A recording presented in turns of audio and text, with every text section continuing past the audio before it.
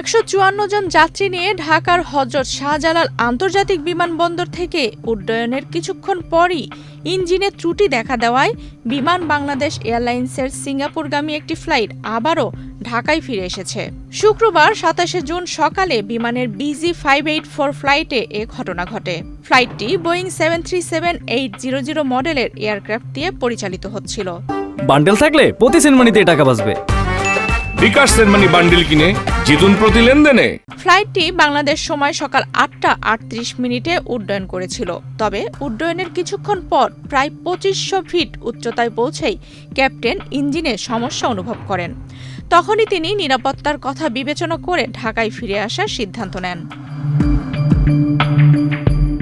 অবশেষে 20 মিনিট পর বিমানটি সকাল 8টা 59 মিনিটে শাহজালাল আন্তর্জাতিক বিমানবন্দরে নিরাপদে অবতরণ করে এবং 14 নম্বর বেতে পার্ক করা হয়।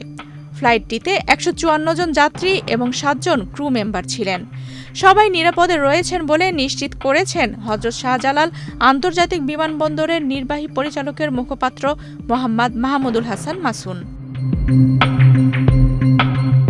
প্রাথমিকভাবে ধারণা করা হয়েছিল এটি বার্ড স্ট্রাইকের কারণে হয়ে থাকতে পারে। তবে অবতরণের পর রানওয়ের পরিদর্শনে কোনো পাখি বা অন্যান্য অনাকাঙ্ক্ষিত বস্তু পাওয়া যায়নি। বিমানবন্দর কর্তৃপক্ষ জানিয়েছে পুরো বিষয়টি কারিগরি পর্যবেক্ষণের আওতায় আনা হয়েছে এবং ত্রুটির উৎস চিহ্নিত করে পরবর্তী ফ্লাইট পরিচালনার বিষয়ে সিদ্ধান্ত নেওয়া হবে। নিউজ ডেস্ক, বাংলাদেশ প্রতিদিন।